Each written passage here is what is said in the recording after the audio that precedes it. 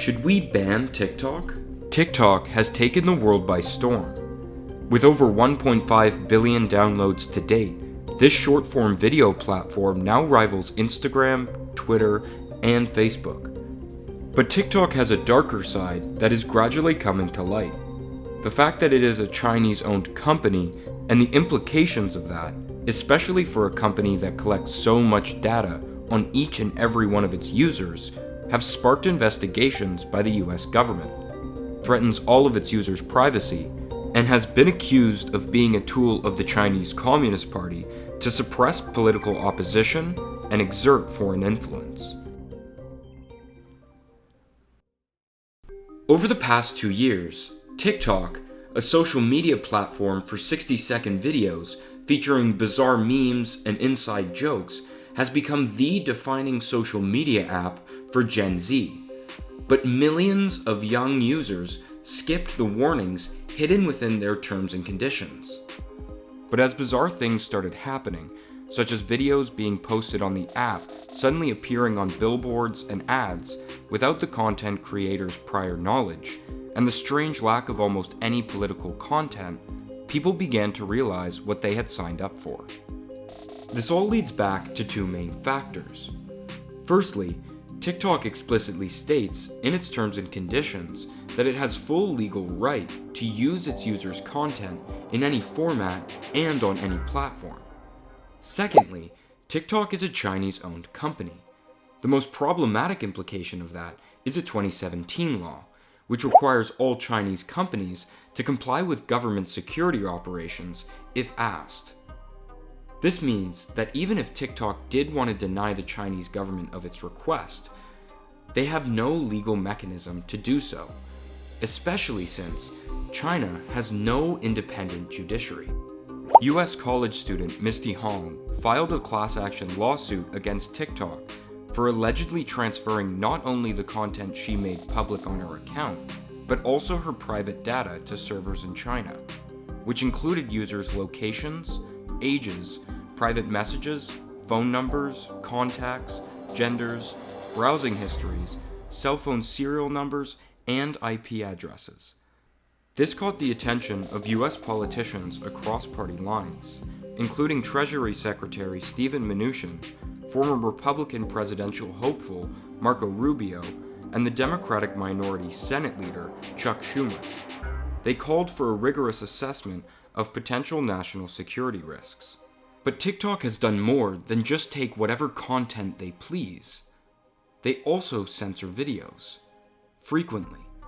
The observation by many of its users that there's a noticeable lack of political videos is well founded. TikTok allows its moderators to censor millions of videos. While there have also been suggestions that TikTok's algorithm suppresses what it deems ugly or undesirable people and promotes aspirational or good-looking people, and while it bans nudity or what it deems as sexual content, a large portion of the content posted is young girls dancing provocatively.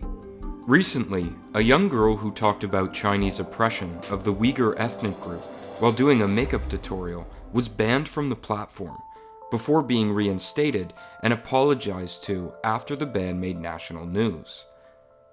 However, India would go on to ban the app in retaliation to a border conflict near the Galwan River between themselves and China that led to the deaths of numerous Indian military personnel, along with a whole host of Chinese-made apps including WeChat and Hello. This raises a question in the West. Should we also ban TikTok? Firms such as Amazon have recently suggested that employees who have the app downloaded shouldn't be using their email servers for security reasons. What's more, almost no Western social media is accessible in China. Popular sites such as Facebook, Instagram, Twitter, YouTube, and even Google itself have been completely banned in the country for nearly a decade, meaning that American tech companies are blocked from the world's largest consumer market, whilst Chinese tech firms are allowed to grow unchallenged in the West, with TikTok being massively popular in both hemispheres.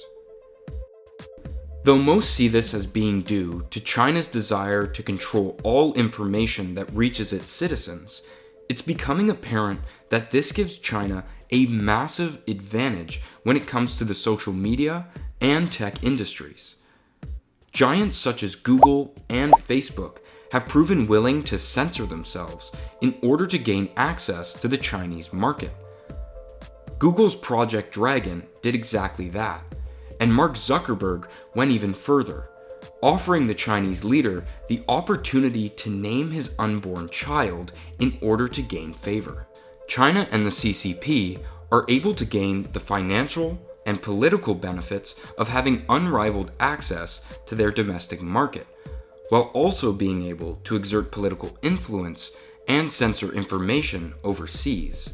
It's hard to see how this would be allowed in any other context or industry, and somewhat surprising that policymakers are only now waking up to the problem.